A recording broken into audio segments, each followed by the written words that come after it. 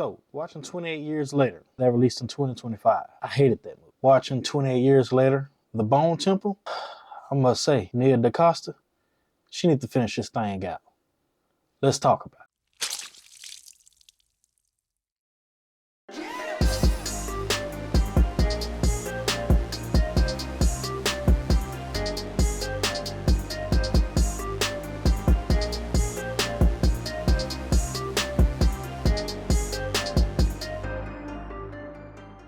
What's going on? It's Trey here, and since you found me, you might as well do me a favor and like and subscribe for more content. And today, we're going to be talking about 28 Years Later, The Bone Temple. A lot of people thought that the franchise peaked with 28 weeks later. But I must say, The Bone Temple came and said, nah, we're going deeper, darker, and more disturbing than ever before. So stick around for the entire video to know my thoughts and how I stack this one up to 28 years later. But for those of you that don't know, what 28 Years Later, The Bone Temple is about, it isn't just another 28 sequel. It's a continuation, a darker continuation. It's more brutal and more unsettling. And I must say, it might be more unsettling and more brutal than any of the entries, honestly. But what makes this interesting is that it follows directly 28 years later, but takes the world and grows it into something that feels both familiar and wildly different. And I know some people saying that this is 10 times better than the predecessor. I ain't gonna say 10 times better, but it's a little bit better. That one was just horrible. It don't take much to be better than that movie, honestly. But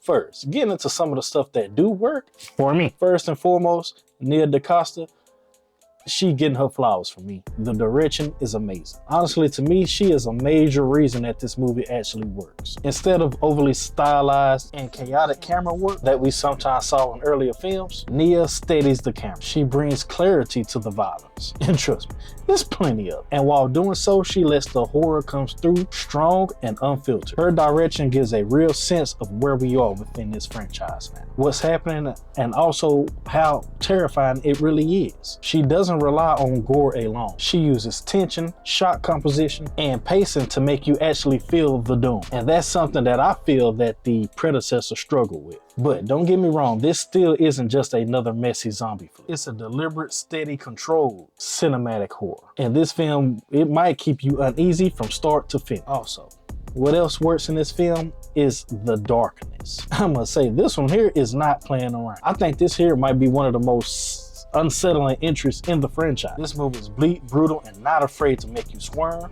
like a worm. The film mainly leans heavily into the horror of humanity rather than zombies, or must I say infected. Zombies infected, who gives a damn? Tomato, tomato. The villainous characters and the morale decay that's taken hold of the survivors are just as terrifying as anything the virus could produce. I mean, it's the human horror beats, the monster horror in several scenes. And also, one other thing I gotta shout out is the performances in this film. The actor, Jack O'Connell, first and foremost, and also Ralph Fiennes that plays the doctor. I must give him praise. He elevates this film with a staggering presence. He's mesmerizing and also essential to the weight of the story. And Jack O'Connell as Sir Lord Jimmy, I mean, his portrayal was just, I don't know how to describe it. Unsettling, unforgettable, dark. I mean, he actually plays a villain that sticks with you.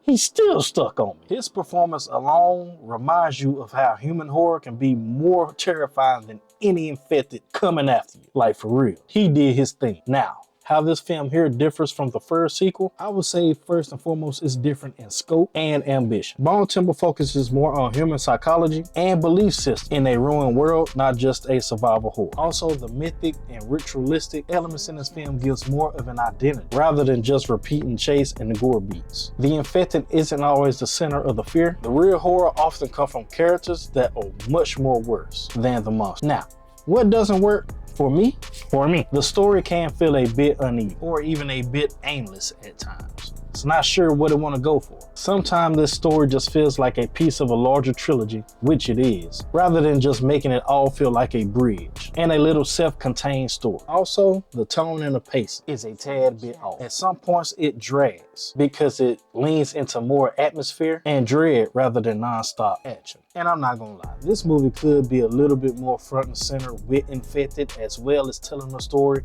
with the humans. Now don't get me wrong, I understand that it's important and it's a unique direction that Nia DaCosta was going for, but still, she could try to balance both in my opinion. But hey, directors want to tell the story that they want to tell. But my final thoughts on 28 Years Later, The Bone Temple. This here is more darker, more unsettling, and more imaginative than its predecessor. Nia DaCosta direction gives the story weight and clarity. The performances in this film are amazing. But 28 Years Later, The Bone Temple, I would probably have to give a 7.5. No, I'm sorry. Ooh, no, too high. A 7 out of 10. And this one here is better than the first sequel, I can't lie. But if you made it to this far in the video, I greatly appreciate you. Let me know in the comments below if you've seen 28 Years Later, The Bone Temple, and how you feel about it compared to the first sequel, 28 Years Later. But if you made it to this far in the video, I greatly appreciate you. Please like and subscribe on your way out if you haven't already. It greatly helps the channel. And be sure to follow for any more movie news, reviews, or anything of that nature, because it's possible. If you've seen it, I've seen it too.